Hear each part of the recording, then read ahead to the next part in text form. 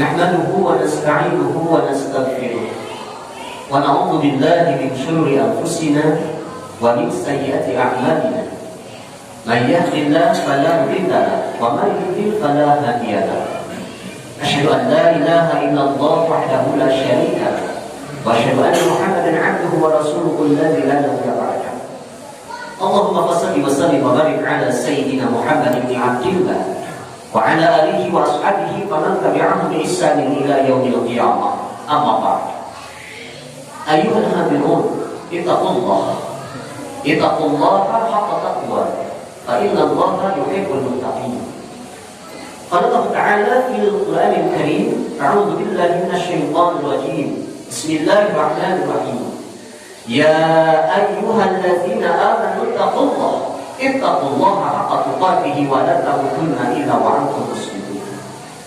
وقال أيضا أعوذ بالله من الشيطان الرجيم بسم الله الرحمن الرحيم يا أيها الناس اتقوا ربكم الذي خلقكم من نفس واحدة وخلق منها زوجها وبث منهما رجالا كثيرا ونساء فاتقوا الله الذي تساءلون به والأرحام إن الله كان عليكم رقيبا. وقال أيضا أعوذ بالله من الشيطان الرجيم بسم الله الرحمن الرحيم يا أيها الذين آمنوا اتقوا الله وقولوا قولا سديدا يصلح لكم أعمالكم ويغفر لكم ذنوبكم ومن يطع الله ورسوله فقد فاز فوزا عظيما. وقال الله تعالى أيضا أعوذ بالله من الشيطان الرجيم بسم الله الرحمن الرحيم شهر رمضان الذي أنزل فيه القرآن هدى للناس وبينات من الهدى والفرقان الآية. وقال النبي صلى الله عليه وسلم اقرأوا القرآن فإنه يأتي يوم القيامة شفيعا لأصحابه. وقال النبي صلى الله عليه وسلم أخرى من أحيا سنتي فقد أحبني من أحبني كان معي في الجنة. صدق الله العظيم وصدق رسوله الكريم ونحن على ذلك من الشاهدين والشاكرين والحمد لله رب العالمين. Mari kita sama-sama memuja dan memuji Allah Azza wa Jalla yang telah melimpahkan berbagai kenikmatan kepada kita, terutama kenikmatan iman dan nikmat Islam. Semoga nikmat iman dan nikmat Islam ini membawa kita kepada keridhaan-Nya serta rahmat-Nya sehingga kita dimasukkan ke dalam surga Allah Subhanahu wa taala. Amin ya rabbal alamin. Salawat serta salam semoga tercurah limpah kepada junjungan alam Habibana wa Nabiyyana Rasulullah Muhammad sallallahu alaihi wasallam. Semoga tercurah limpah pula pada keluarganya, para sahabatnya, para tabi'in-tabi'innya, sampai kepada kita semua sebagai umat Rasulullah sallallahu alaihi wasallam yang mengharap syafaat husna kelak dari Rasulullah Muhammad sallallahu alaihi wasallam di hari kiamat kelak. Semoga kita mendapatkan pertolongan dari sisi Allah Subhanahu wa taala. Amin ya rabbal alamin. Kaum muslimin sidang Jumat rahimahullah. Tidak terasa kita di hari 10 terakhir di bulan Ramadan. Semoga puasa kita yang telah kita lewati diterima oleh Allah Subhanahu wa taala. Rasulullah Muhammad sallallahu alaihi wasallam pernah bersabda, "Syahrul Ramadan awwaluhul maghfirah wa awsatuhu rahmah wa akhiruhu itqu minan nar." Bulan Ramadan itu 10 hari pertama adalah ampunan Allah. 10 hari kedua adalah rahmat Allah. 10 hari terakhir atau ketiga yakni dibebaskan dari api neraka. Sangat istimewa sekali bulan puasa. Sebulan dalam setahun Allah Subhanahu wa taala mendidik dan melatih kita, mentarbiyah dan meriyadhah kita agar kita menjadi hamba Allah yang bertakwa, membersihkan dosa-dosa kita, membersihkan kesalahan kemaksiatan kita dengan ibadah puasa. Semoga dengan ibadah puasa ini kita menjadi hamba Allah Subhanahu wa taala yang benar-benar bertakwa kepada Allah Subhanahu wa taala. Kaum muslimin sidang Jumat rahimahullah. Dalam ayat puasa, setelah perintah puasa, Allah Subhanahu wa Ta'ala mengistimewakan bulan puasa itu diantaranya adalah karena di dalamnya diturunkannya Al-Quran. Allah Subhanahu wa Ta'ala berfirman, qala Allah Ta'ala fil Qur'anil Karim, a'udzu billahi minasyaitonir rajim, bismillahirrahmanirrahim, syahrul ramadhanal ladzi unzila fihi al-Qur'an. Syahrul ramadhan, bulan puasa, bulan Ramadan. Syahrul ramadhan, bulan Ramadan, unzila fihi al-Qur'an. Allah Subhanahu wa Ta'ala menurunkan Al-Qur'an di dalamnya.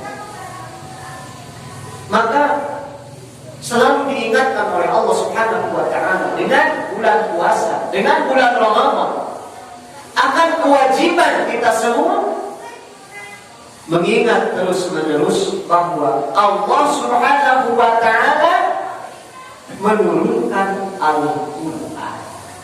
Selalu diperingati dengan nuzulul Quran, dengan Lailatul Qadar. Ini mengingatkan kita bahwa di bulan Ramadan bukan hanya puasa, tetapi Allah Subhanahu wa Ta'ala mengingatkan bahwa di dalamnya Allah Subhanahu wa Ta'ala ada peristiwa yang mulia, yakni turunnya Al-Quran. Bahkan sebelum diperintahkannya puasa, Al-Quran sudah turun. Diperintahkannya syariat puasa itu 2 tahun setelah hijrah. Diturunkannya Al-Quran di Makkah Al-Mukarramah sebelum hijrah ke Madinah. Masya Allah. Allah mengingatkan kepada orang-orang beriman. Dari semenjak Rasulullah SAW dari Nabi dan Rasul sampai saat ini, ila yaumil qiyamah, sampai hari kiamat, sampai akhir zaman, sampai hancurnya alam. Jika masih ada orang beriman, maka harus mengingat bahwa bulan puasa, bulan Ramadan adalah diturunkannya Al-Quran. Ini salah satu keistimewaan. Makanya ada kaitan eratnya siapa yang benar-benar mendapatkan bulan puasa, siapa yang sukses mendapatkan bulan puasa dari tahun ke tahun akan merasakan kenikmatan puasa jika salah satu di antara ini dia dapatkan. Syahrul Ramadan alladzi unzila fihi al-Qur'an. Allah menurunkan Al-Quran di bulan puasa. Manhiyal Quran? Al-Quran hiya nizamul hayatul islamiyah. Al-Quran adalah pedoman. Al-Quran adalah aturan. Al-Quran adalah hukum Allah Subhanahu wa Ta'ala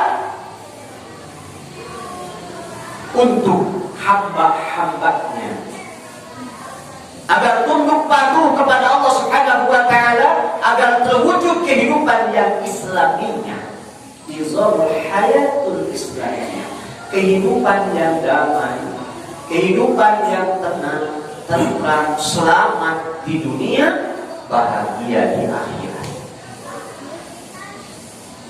Ini maksud tujuan diturunkannya Al-Quran. Fungsinya apa? Hudan linnasi wa bayyinatin minal huda wal furqan. Itu fungsi apa? Sebagai petunjuk bagi manusia, hudan linnas, agar manusia bersistemkan syariat Islam, bersistemkan Al-Quran, berhukumkan Al-Quran. Maka sebagai hudan linnas, manusia itu berhukum kepada Al-Quran. Itulah maksud tujuan daripada diturunkannya Al-Quran, agar manusia bersyariatkan hukum Allah Subhanahu wa Ta'ala. Wa bayyinatin minal huda, sebagai penjelas daripada petunjuk. Apa maksudnya? Agar Al-Quran itu dijadikan undang-undang, agar Al-Quran dijadikan dasar konstitusi dalam kehidupan, baik kehidupan pribadi, kehidupan keluarga, kehidupan bermasyarakat, bernegara, bahkan mendunia. Ini berdasarkan Al-Quran. Kaum muslimin rahimahullah, agar manusia itu tunduk patuh ibadah kepada Allah Subhanahu wa taala dengan menjalankan Al-Quran. Wal Furqan, yang ketiga, sebagai pembeda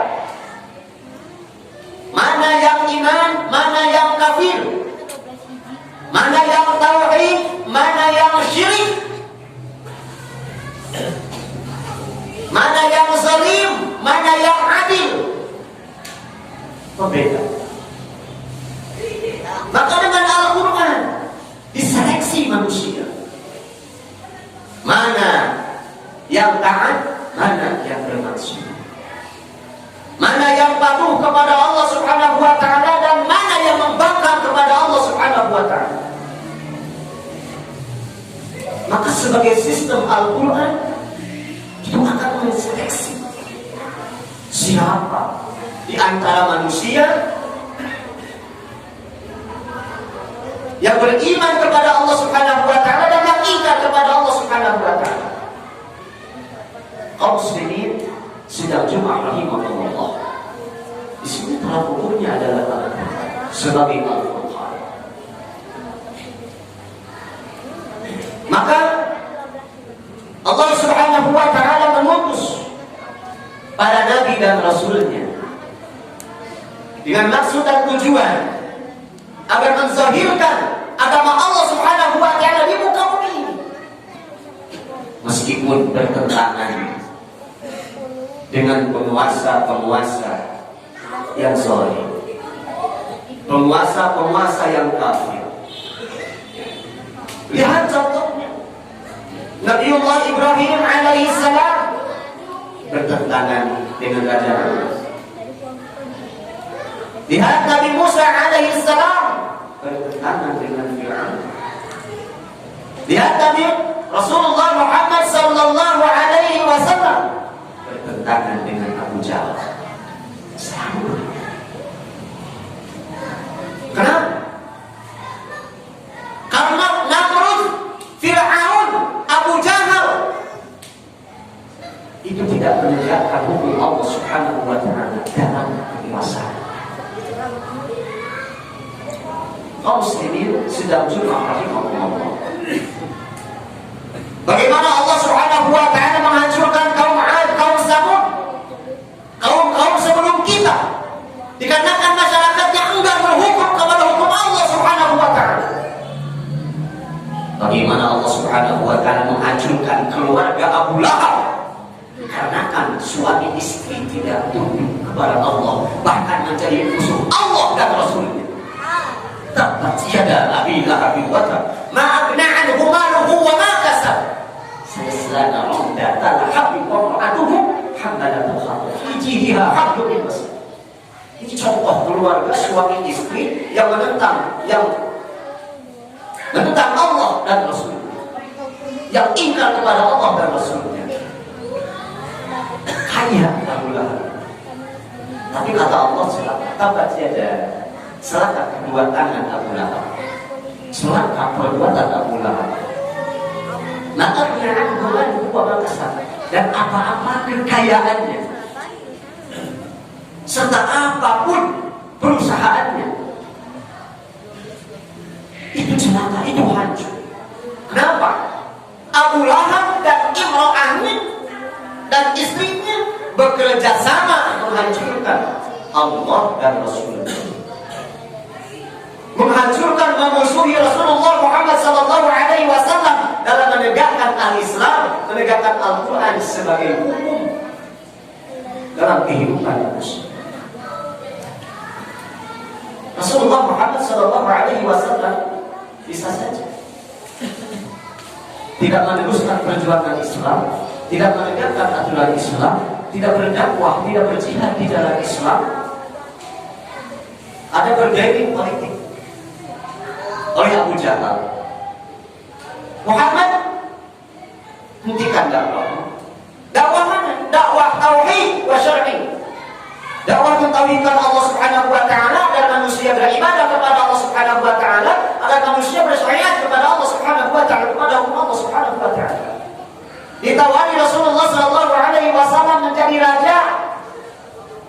penguasa, ditolak Rasulullah SAW.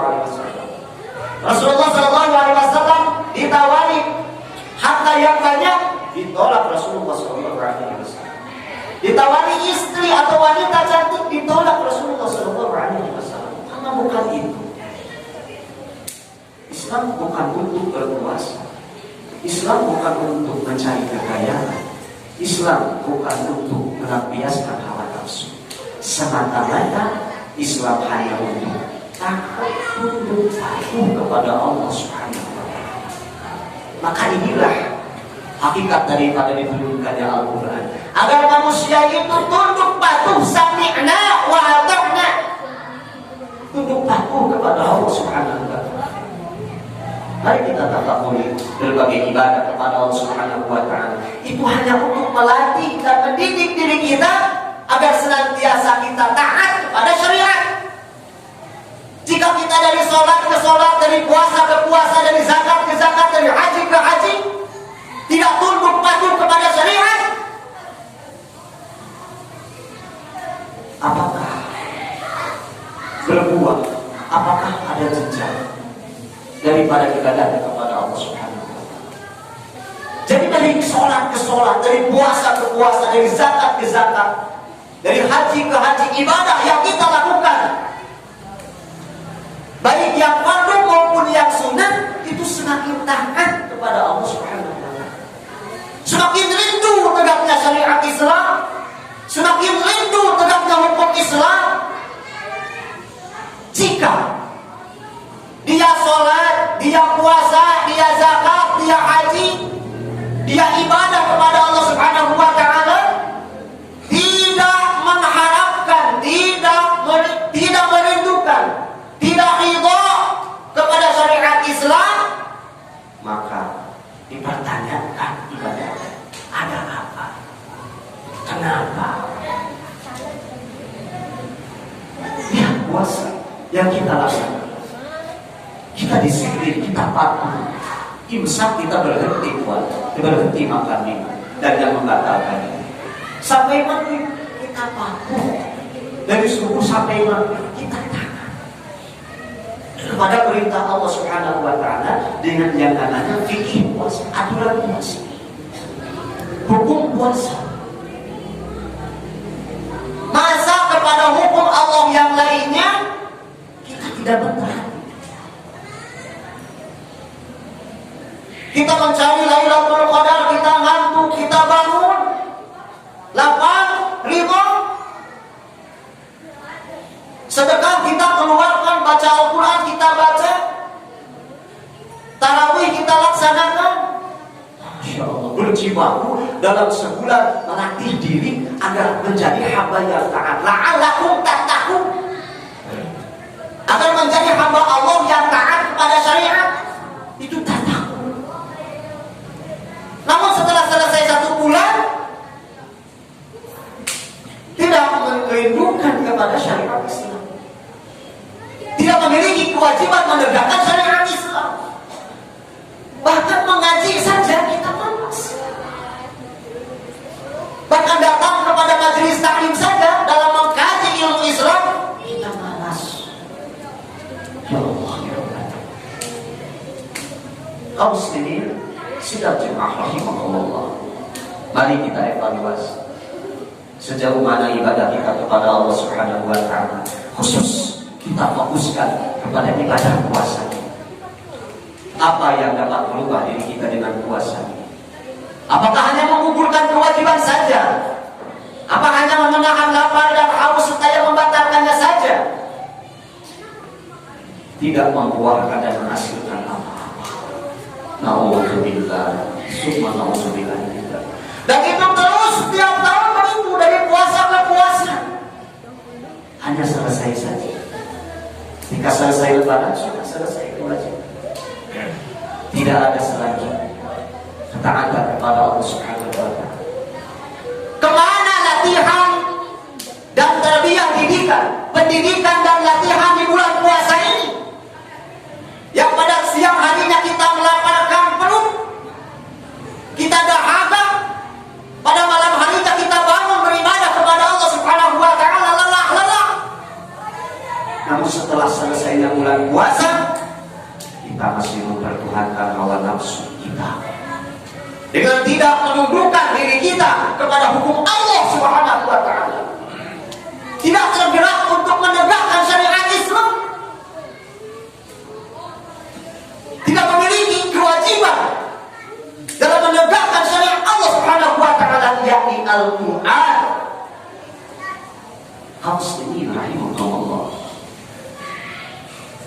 dusta jika mulutnya mengakui dirinya muslim, mengakui dirinya mukmin, tapi tidak dibuktikan dengan ketaatan dan kepatuhan kepada hukum Allah. Maka Allah Subhanahu wa ta'ala secara khusus dan mengistimewakan agar kita selalu mengingat bahwa pada hari ini, pada bulan ini diturunkannya Al-Quran. Dan secara faktualnya Al-Quran belum menjadi hukum, belum menjadi aturan, belum menjadi sistem, belum menjadi syariat bagi umat Islam, pada khususnya umumnya untuk manusia. Umat Islam, bahasa Islam di dalam masjid saja, ketika dia sholat, ketika dia puasa, ketika dia baca Al-Quran, ketika dia haji, selesai melaksanakan itu semua, tidak ada Islam di sana. Di sawah, di kantor, di pasar, di ladang, tidak ada Islam di sana. Kehidupan dunia umat Islam duniawinya tidak beraturankan Islam, jauh daripada syariat Islam. Na'udzubillah, summa na'udzubillah. Qul qouli hadza astaghfirullahaladzim.